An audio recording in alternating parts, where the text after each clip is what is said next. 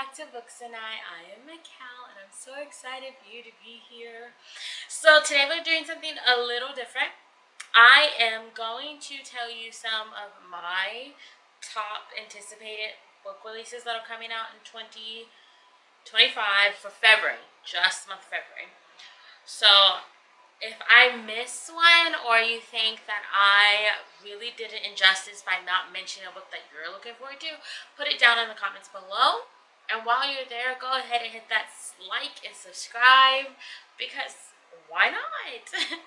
So to start us off, my first book is The Beast We Bury by D.L. Taylor, and this is the first line that you read when you read the summary or the synopsis. Will he steal her heart or her chance at the throne? Daughter and heir to the throne, Masilla Cliff yearns for a life without bloodshed, but as a child, she emerged from the broken cathedral with the power to summon animals, only after killing them with her bare hands. Her magic is a constant reminder of the horrors her father, the ruler of the realm, has forced upon her to strengthen their power. So, what I'm hearing is they got powers. Her specific brand of powers is she can control animals after she kills them. So she has a zombie animal military.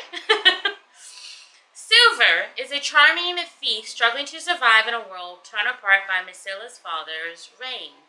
When a mysterious benefactor recruits him for a heist of a lifetime, a chance to rob the castle, Silver relishes the opportunity for a real future and revenge. But he'll have to manipulate Mace and earn her trust to pull it off. Oh, so she got a nickname. Okay, and what does he do?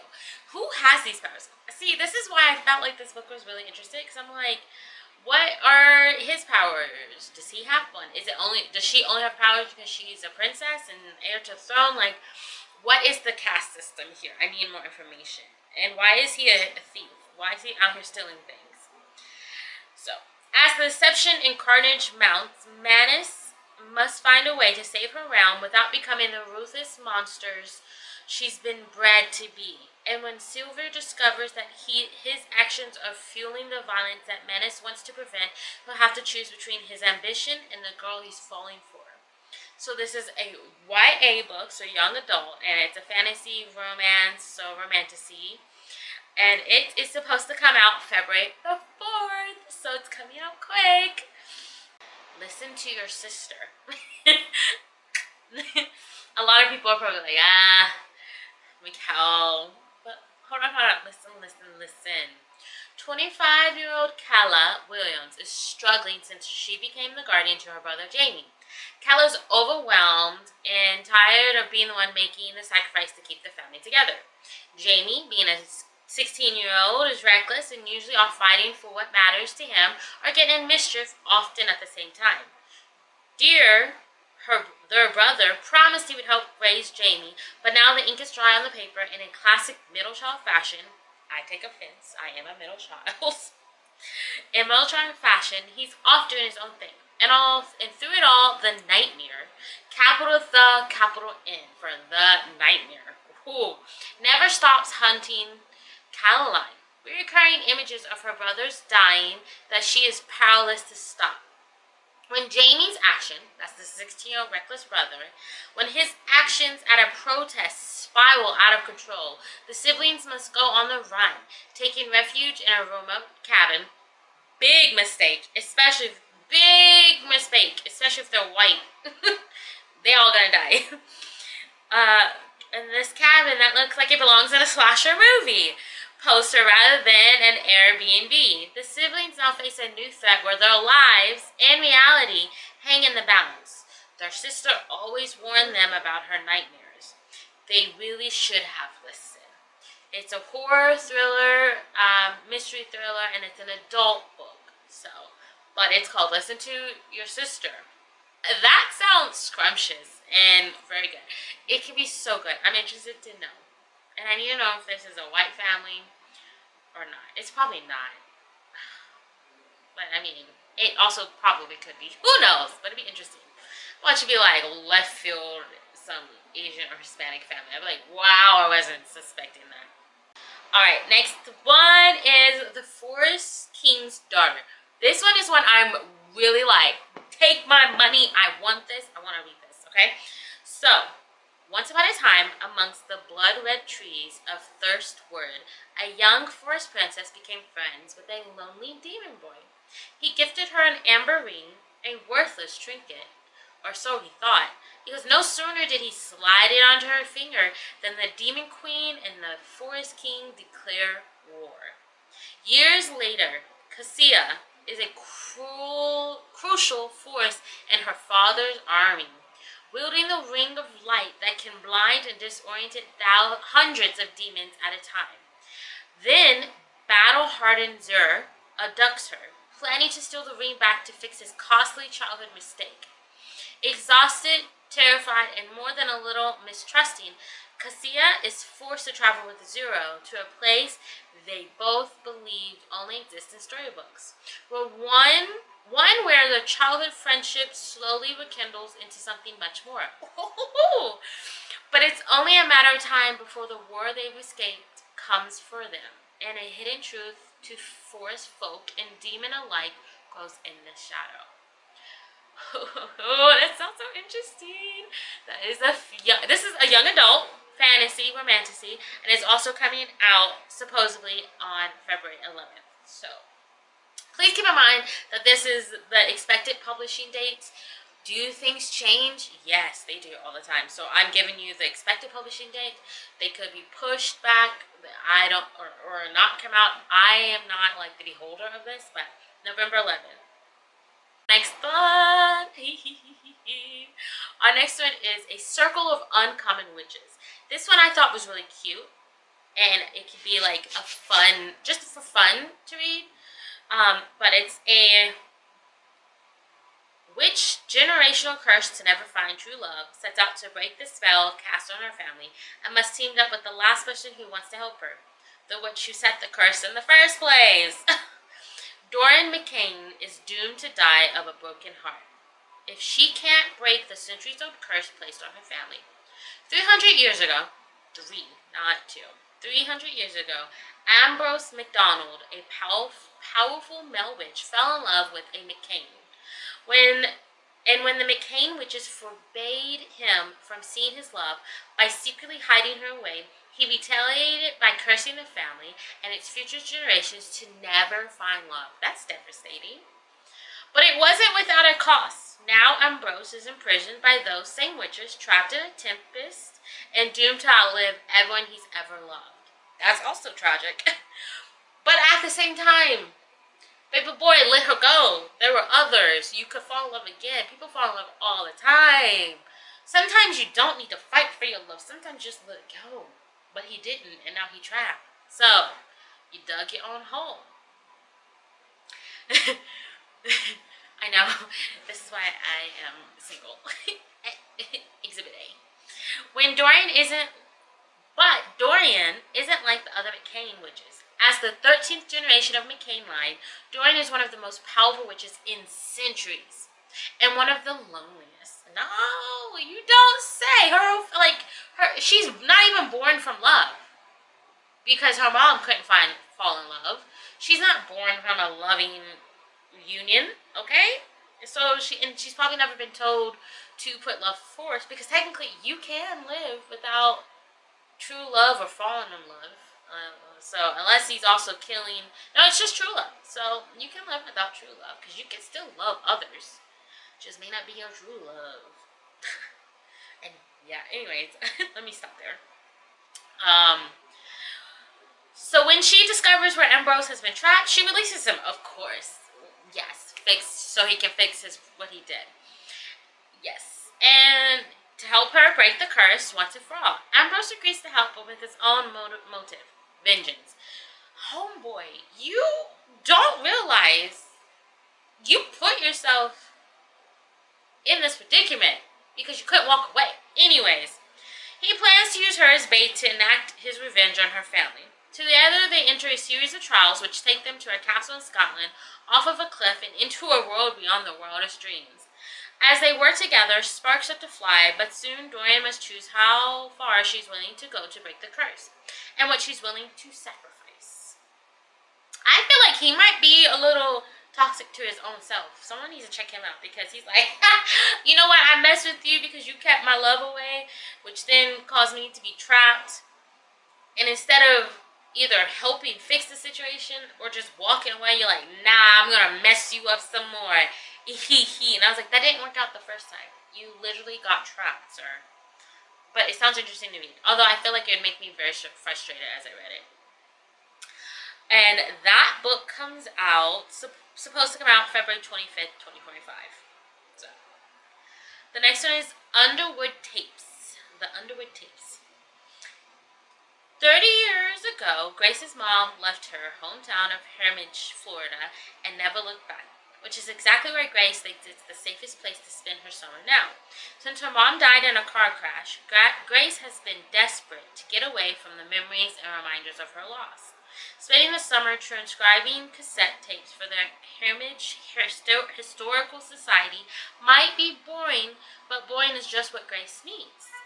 Until she hears the voice of Jake Underwood, the boy who first recorded the cassette tapes back in 1992.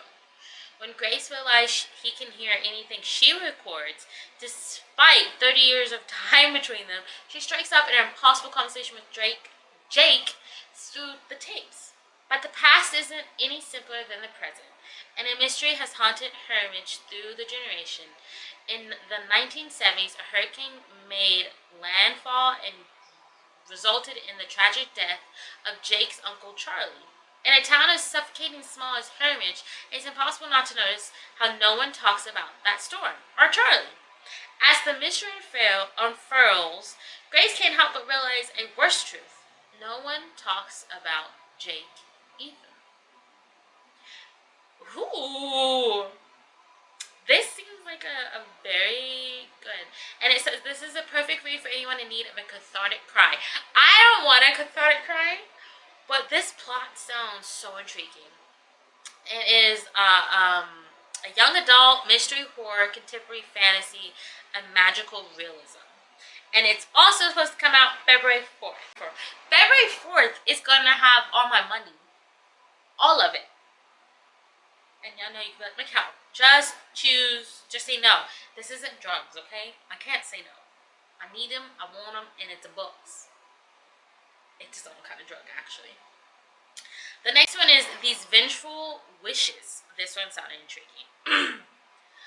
A teenage girl moves to a small town and discovers a mysterious wishing well possessed by Lakanga. If I say this wrong, I apologize. A vengeful female spirit with the face of a horse skull. In Vanessa Malavin's. This is by Vanessa Malavin's. It's a YA fantasy standalone. When her stepfather is arrested, aspiring artist Sia moves back to her mother's hometown of Santa August, an eccentric small town steeped in the legend of Lakanga. The specter of a wronged witch who appears on lonely roads at night, luring untrustworthy men to their death. I see no problem with that. Keep doing it, baby girl. Get them. Get them off these streets. They don't need to be here on these streets. Sia and her mother take up residence in an abandoned manor of the Sevilla family rumored to have been cursed by the Lakanga. When she begins to uncover a past that seems to be connected to her mother. Ooh. The more she learns of the Sevillas, the more Sia finds herself forming a strange affinity with the feared Kinga, who she suspects is the one inspiring her paintings of a mysterious door in the forest. Lord, don't go into the door. When the very door she has been painting appears in the work, she decides to venture through it with her new friend Jamie.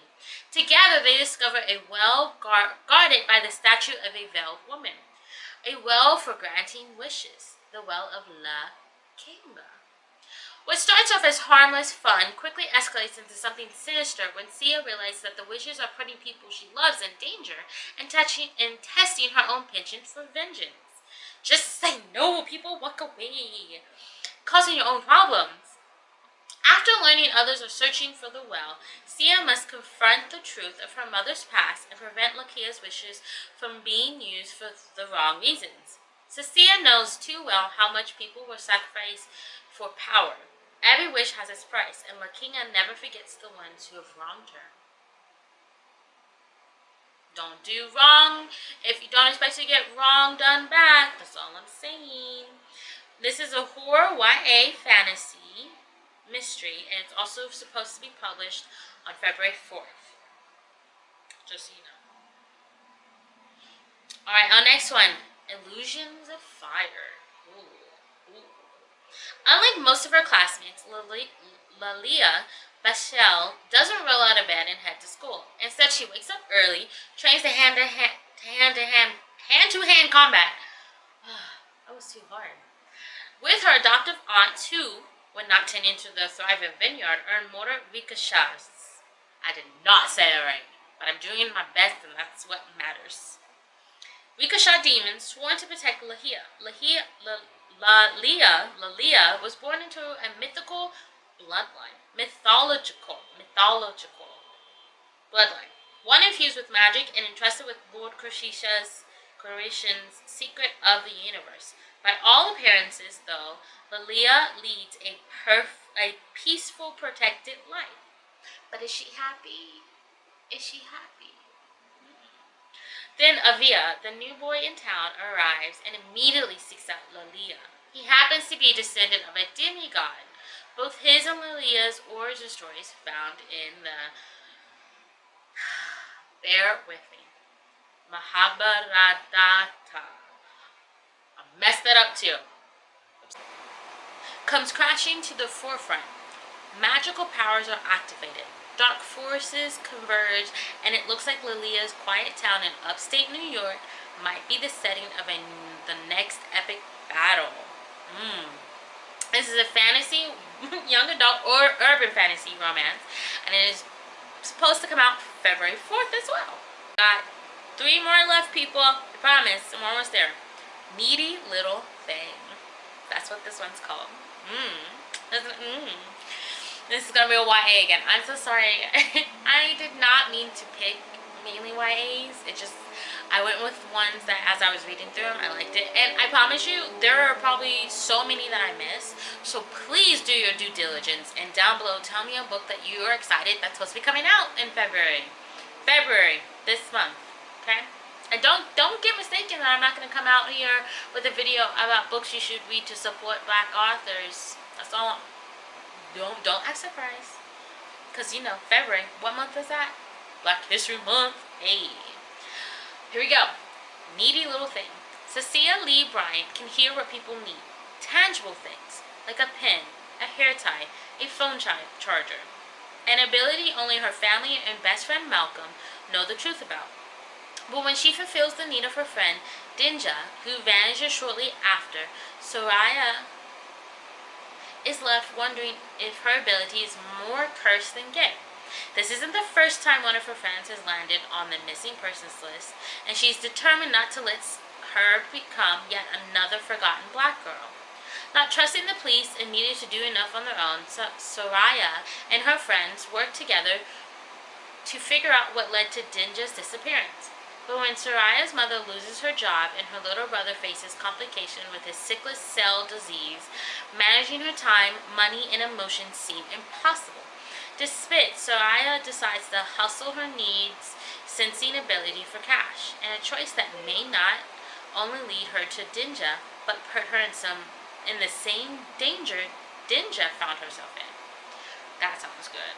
And don't be surprised if this comes up again in the video I mentioned. Alright, got two more. Next, we have Unlock the Dark. So,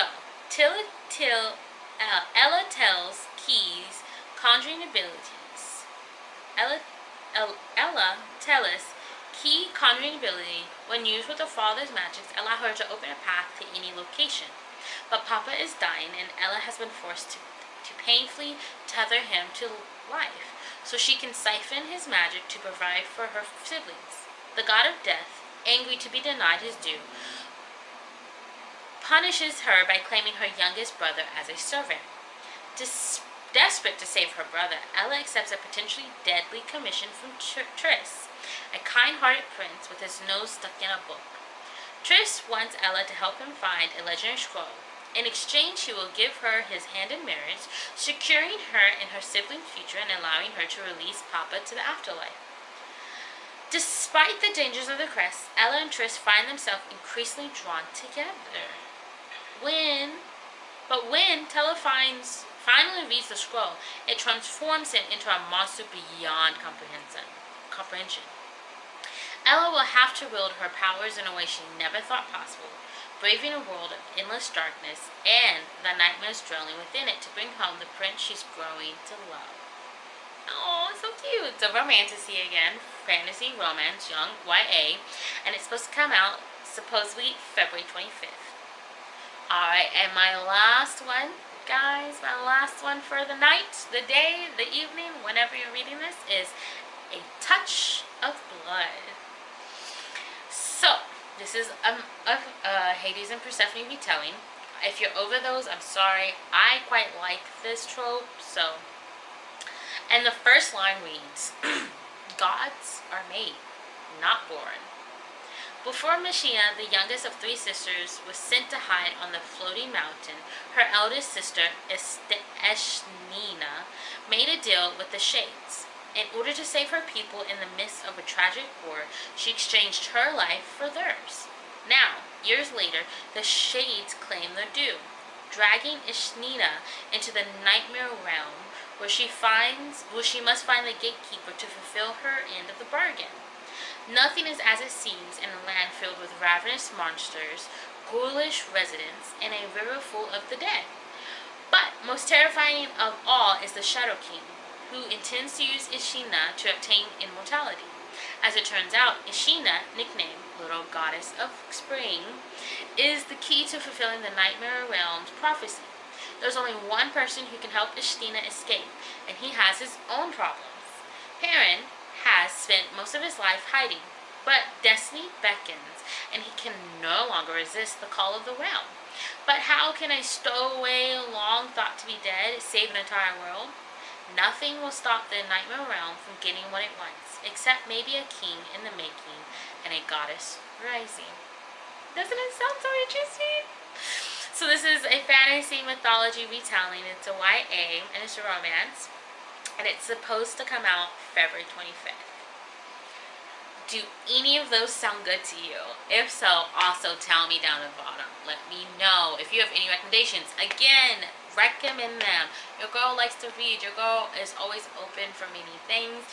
And please know, I had so many more on this list, but I didn't want to make this video hours upon hours long, so I picked out my top 12 that seemed to really grab me. It just happened most of them, if not all of them, were YA, coming out February 4th or coming out February 25th. I didn't do it on purpose, I promise. But just know that they're coming out, and you should hit up the books. There's some good ones to check out. So yeah, be prepared for when I make a video of books that are by Black authors that you can read to support them for February Black History Month. Because what else are you going to do? We need to celebrate somehow. Well, thank you for watching, and remember, I can't do anything without you.